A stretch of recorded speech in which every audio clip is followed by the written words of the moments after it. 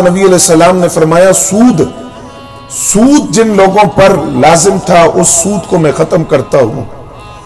अब यहीं से बात हम शुरू करते हैं, क्योंकि आज हमारे मुआशरे के अंदर जो हमारा बैंक का निज़ाम है वहां दो तरह की सूरतें हैं। एक सूदी निज़ाम है, एक है करंट अकाउंट और एक है सेविंग अकाउंट।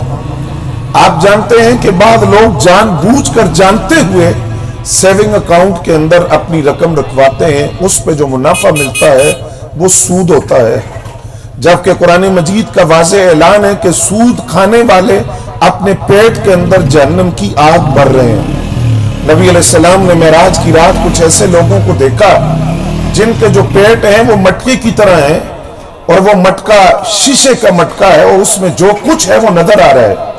उसके अंदर कीड़े मकोड़े हैं, उसके अंदर सांप और बिच्छू हैं। तो नबी अलैहिस्सलाम ने जिब्रील अमीन से सवाल किया कि ये कौन लोग हैं?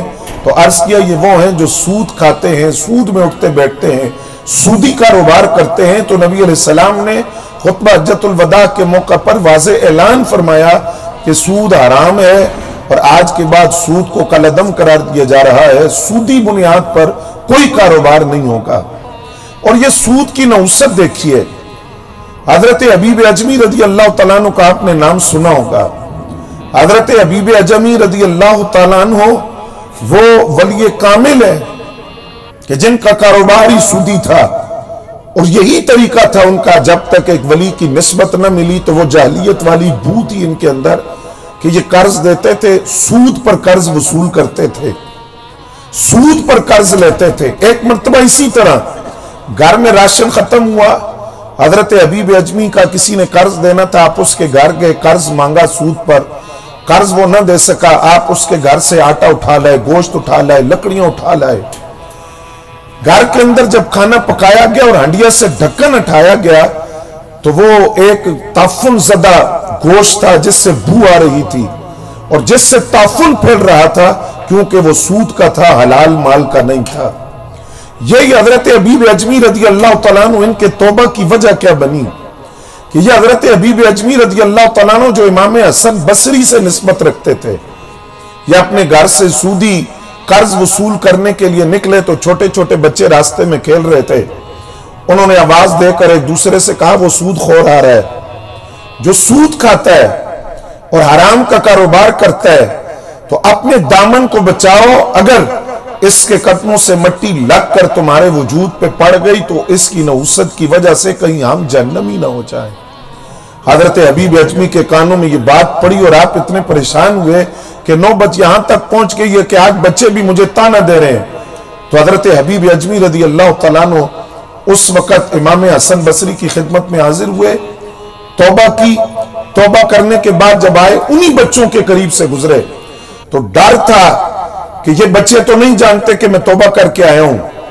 तो जल्दी जल्दी अपना मुंह लपेट कर, मुंह छुपा कर बच्चों के करीब से गुजरे कि बच्चे फिर ताना न दे दे।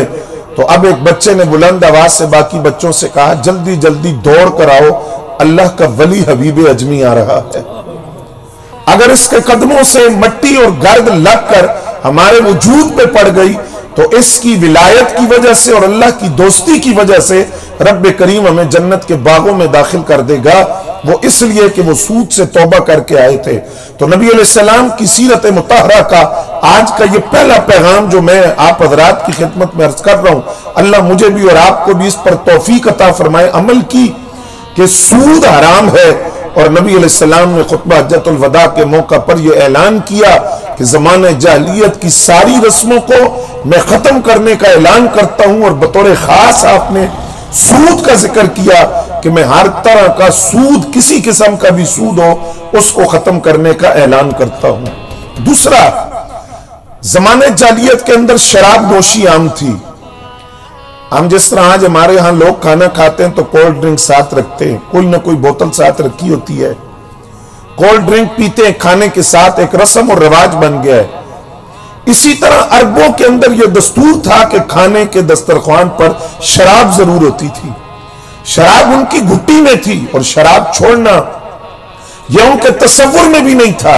और आप जानते हैं कि इंसान को जिस चीज की आदत हो फौरी तौर पर वो आदत नहीं छुड़ाई जा सकती।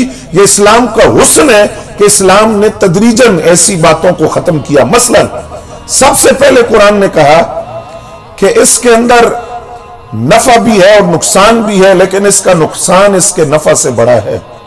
وہ نفع کیا تھا؟ نفع یہ تھا کہ لوگ شراب کی تجارت کرتے تھے، تو قرآن نے کہا کہ نفع بھی ہے تجارت کے ذریعے، لیکن نقصان بھی ہے، اور نقصان نفع سے بڑا ہے۔ یہ پہلا حکم تھا، تو کچھ لوگ دور ہو گئے شراب سے۔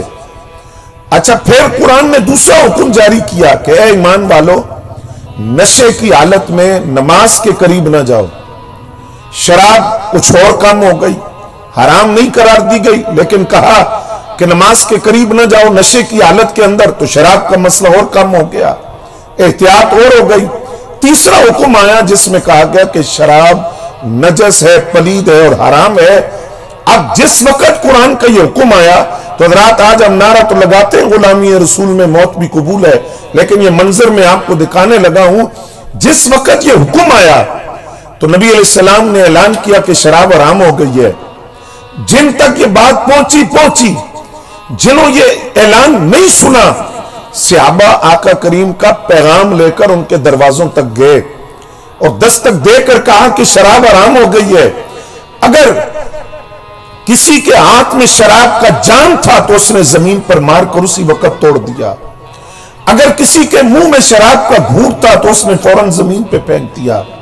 مٹکوں کے اندر شراب رکھی ہوئی تھی، مٹکے توڑ کر گھروں سے شراب بہائی گئی، یہاں تک کہ مدینے کی گلیوں میں شراب بہتی تھی نالیوں کے اندر، اور اعلان کیا گیا، نفرت کا اظہار کیا گیا کہ اگرچہ گھٹی میں رکھی ہوئی تھی، ہمیں عادت بھی تھی، لیکن اب حرام ہو گئی ہے۔ اللہ اور اس کے رسول کا حکم پہلے ہے، آج کے بعد ہم شراب نہیں پیئیں گے۔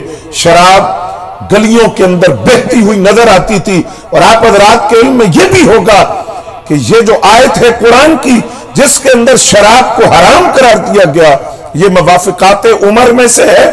وہ قرآن کی آیتیں جو حضرت عمر کی رائے کی تائید میں نازل ہوئی، ان میں سے قرآن کی آیت ہے۔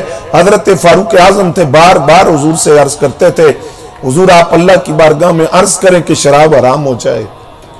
اچھا، شراب نقصان دہ کیوں ہے، حرام کیوں ہے؟ نشہ، اور نشے کے بعد اس کو ام الخبائث قرار دیا گیا، ساری بیماریوں کی جڑ، کیونکہ شراب سے عقل معوف ہو جاتی ہے، اور جب عقل معوف ہو جاتی ہے تو رشتوں کے احترام ختم ہو جاتا ہے، حلال حرام کی تمیز ختم ہو جاتی ہے۔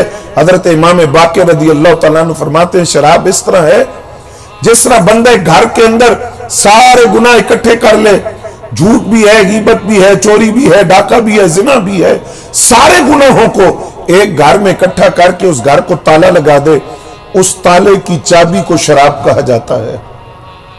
جب بندہ شراب پیتا ہے وہ تو دروازہ کھل جاتا ہے، پھر وہ جھوٹ بھی بولے گا، رشتوں کے احترام نہیں کرے گا، ڈاکہ ڈالے گا، زنا کرے گا، حرام کھائے گا، تو کہا یہ ام الخبائث ہے۔ اور پھر نبی علیہ السلام نے فرمایا جس نے شراب پی اس کو طینۃ الخبال پلایا جائے گا۔